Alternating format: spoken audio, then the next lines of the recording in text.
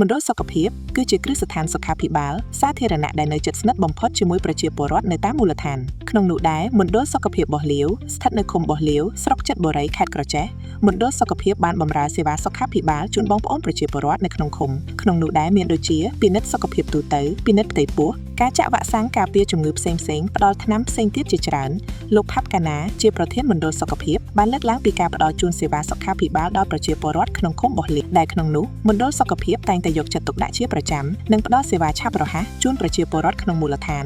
បាទខ្ញុំបាទឈ្មោះផាប់កណាប្រធានមណ្ឌលសុខភាពបូលាវបាទនៅមណ្ឌលសុខភាពបូលាវយើងនេះគ្រប់12ឃុំគឺឃុំកោះច្រែងនិងឃុំបូលាវចំនួនប្រជាជនមាន11153នាក់បាទក្នុងភូមិមាន14ភូមិមានភូមិតលុះបូលាវលើបូលាវក្រោម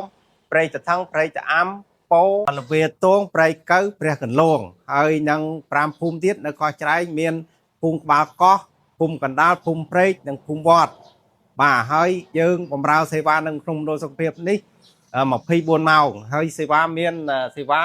ទី1មានដូចជាការពិនិត្យផ្ទៃពោះមានសម្រាលកូនមានពជាកំណើតមានផ្សេងទៀតហើយមានសេវាមួយទៀតគឺសេវាចាក់ថ្នាំបង្ការមាន FB0 BCC ប៉ូយ៉ូលើកទី1លើកទី2លើកទី3និង IPV លើកទី3ហើយមានចាក់ការពារលាកស្រោមខួរក្បាលមានដូចជា GE បាទមានឥឡូវហ្នឹងមានថ្នាំក្រោយមួយទៀតគឺមានការពារជំងឺរាកដោយសារយើងបន្តឈ្មោះវ៉ាក់សាំងហ្នឹងគឺវ៉ាក់សាំងរ៉ូតាបាទហើយនៅខាងអាគារខាងក្រោមនេះយើងដាក់សម្រាប់ឆ្លងទន្លេហ្នឹងជួនកាលយើងបានក្នុងមួយខែបាន8ករណី4ករណី2ករណីតាមលទ្ធភាពជាក់ស្ដែងបាទហើយនៅកន្លែងមណ្ឌលសុខភាពយើងនេះយើងមានទទួលការពិគ្រោះជំងឺទូទៅទាំងអស់តាំងពីចាក់វ៉ាក់សាំងតាំងពីសម្រាលកូនតាំងពីជំងឺទូទៅអីសពបែបយ៉ាងហ្នឹងមានបានបសសគឺយើងអត់យកលុយទេហើយបានបសសនេះគឺមានការពិនិត្យផ្ទៃពោះគឺគាត់បានលុយដោយសាររាជរដ្ឋាភិបាលបងឲ្យបន្ថែម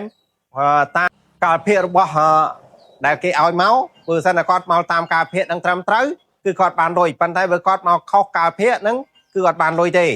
ហើយបានមូលនិធិសមត្ថៈដូចគ្នា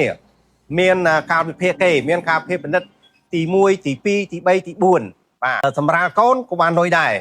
បាទនៅមណ្ឌលសុខភាពយើងនេះយកចិត្តទុកដាក់ណាស់ចំពោះប្រជាពលរដ្ឋមិនថាមកយប់មកថ្ងៃមកភ្លឺមកស្វាណាមានភ្លៀងផ្ទះបាញ់អីហ្នឹងក៏យើងមានយាមប្រចាំការរហូតចាំតែទទួលអតិថិជនរហូតមិនថាអតិថិជនជនជាតិណាជាជនជាតិអ្វីហើយសូមអរគុណដល់រាជរដ្ឋាភិបាលដែល